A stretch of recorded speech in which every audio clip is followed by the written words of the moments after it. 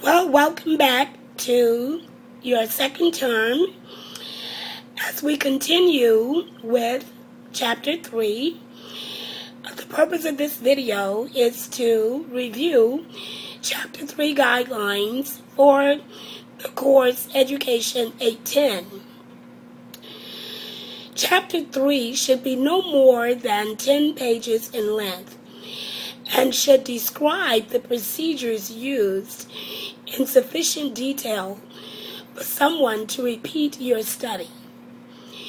The guidelines will help you define what elements should be included in Chapter 3. Let's begin with the introduction. The introduction briefly, when I say brief, I mean about 3 paragraphs maximum, should summarize the goal and components that the reader will find in Chapter 3. In the next section, you will discuss your site and population. Please note, do not use these section titles as subheadings. Do use these section titles as subheadings. It is very important that you use the main heading, site and population, then your subheading, population description. You should describe your target population in several paragraphs.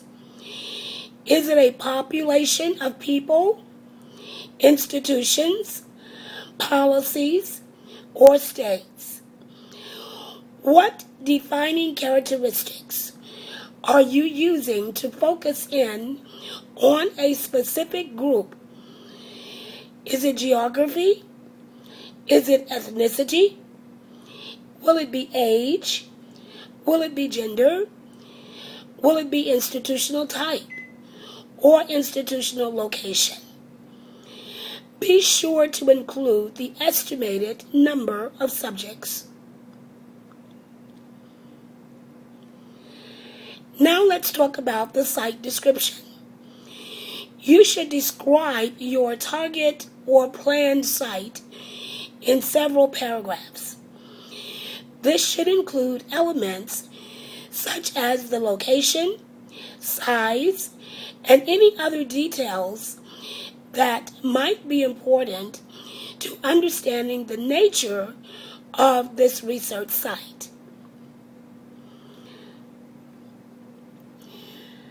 So let's move on. I hope you're making notes as we go along.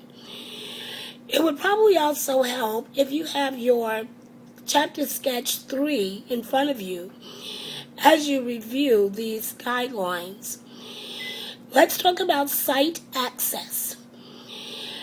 Describe in detail any known issues of access and how you plan to address them. This will complete the site and population section of your Chapter 3. Now let's go to research design and rationale. Please note, do not use the subheading, it says here, do not use the subheading titles listed here. These are only included to show you what types of information to include in this section. Introduction of approaches used. This should be 1 to 2 paragraphs and should highlight what general types of methods were used: quantitative, qualitative, or mixed methods. Your rationale.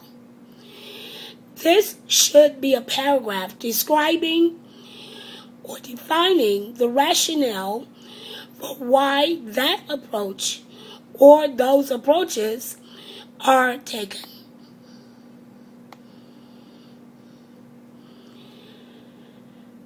Now, let's move to research methods. Note, do use these section titles as subheadings. I got it right that time. List the methods, strategies used to collect data, such as interviews, surveys, observations, document review, and content analysis. In the next section, you will talk about your stages of data collection. In several paragraphs, specifically discuss the different stages or phases of your data collection. Do include a proposed timeline for the collection of your data. Description of each method used or method. For each type of method used, you should write 1 to 2 paragraphs, specific details on how you collect your data.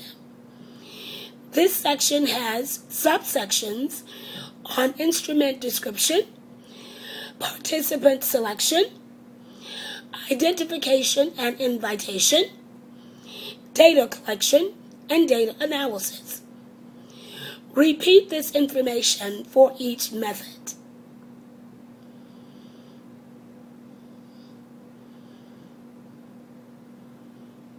Now, let's go to ethical considerations. And I know we've had much discussion about this area. And in Chapter 3, you get a chance to address these issues formally. In this section, you will summarize how participants' rights are being protected, rationale for seeking IRB approval, if applicable, and discussion of any known or anticipated ethical considerations surrounding your research. Discussion of additional measures that can be taken to ensure ethics, if applicable. And that will conclude your Chapter 3.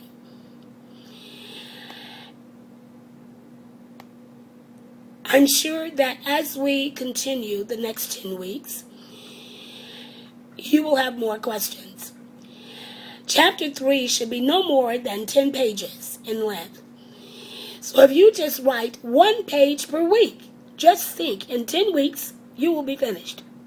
However, in order to give me time to review each section, I will likely ask you to be submitting these in parts. So please look in the assignment section and study and look and be familiar with all the due dates for each assignment in the course. I wish you much luck and success because I believe that you have a strong foundation and that you are ready to take on this part of your research. Thank you, Dr. Pittman.